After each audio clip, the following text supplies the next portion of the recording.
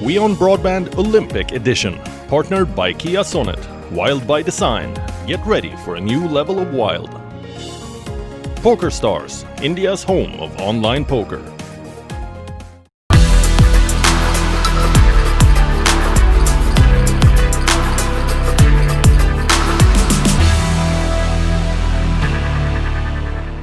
Last shot, 10.8. That's as close to perfection as possible.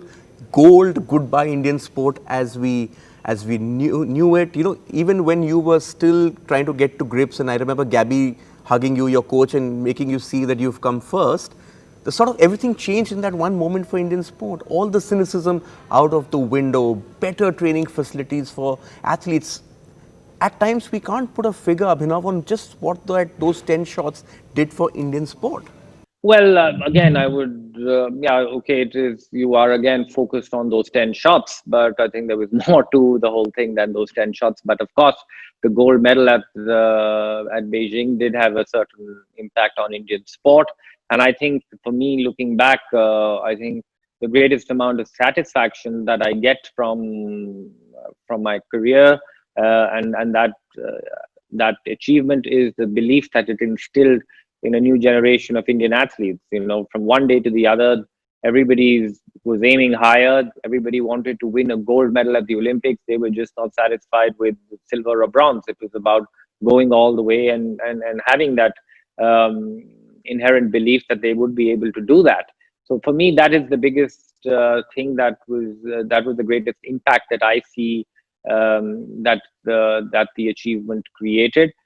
You know, one of my favorite moments in Indian sport, in my sporting career, came when I was shooting a shooting trial, not soon after, but a year or two after the Beijing Olympics. And, you know, I was shooting this trial in Delhi, and, you know, there was a young 12 or 13-year-old boy who was allotted the lane next to me.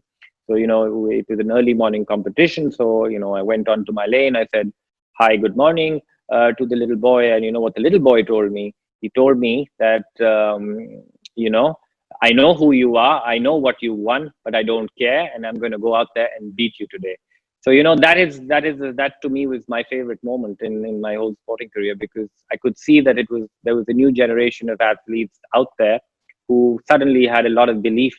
You know, for them, reputations didn't matter. It was just they wanted to do it, go out there and win it for themselves, and had that belief that they would be able to do that. And just for everybody's information, I did win that shooting trial. Yes, you had to win it. But as I was saying, I mean, self-belief, that self-belief which came to the likes of Saina Nehwal, Vijinder and Sushil at those Olympic Games. There was also a small kid who was inspired to take up shooting, who went to her dad and said, "I want to shoot because this man's won the gold. I also want to do it." And then she became world #1 in women's air rifle last year, Apurvi Chandela. I think that's sort of your legacy to the sport. But how did this triumph change you? Well, I think, you know, of course, this was one of the greatest moments of my own sporting career, and it was the greatest thrill of my life to have achieved what I had set out to do. It gave me an immense amount of fulfillment and satisfaction, but with success came a crisis. And my biggest crisis in my sporting career actually came after Beijing. You know, I failed most of the time in my sporting career, but my most darkest and most difficult moment actually came after Beijing. And that was, you know, for 15 or 16 years of my life until Beijing, I had oriented towards this one goal. I would have a certain dream which I would go to sleep with, which was to go out there and win a gold medal. And every morning I would wake up trying to chase and pursue that dream and work towards making that dream a reality. And one fine day, that dream had been achieved, and this gold medal that I chased all my life was suddenly in my pocket.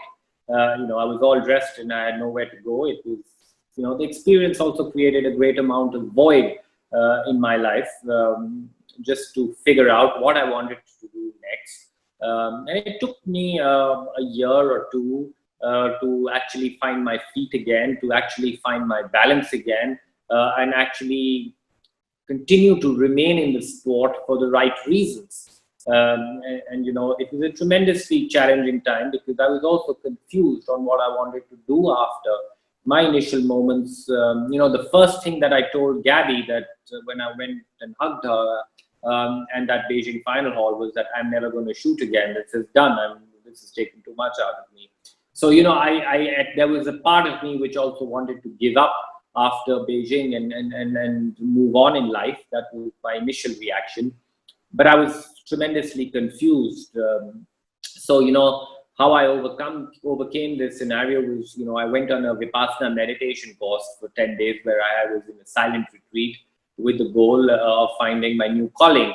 And I go on to this retreat and, for 10 odd days, instead of meditating, which I was supposed to do, I thought back to nothing else but the sport of shooting. And that gave me a great insight into myself in a very deep level. And that was that I still love the sport. I still love the process of my sport. And I love the boring and the mundane, because chasing success is often about doing the boring and the mundane well. It's about going out and doing your best when there are no cameras and lights shining on you and nobody's watching.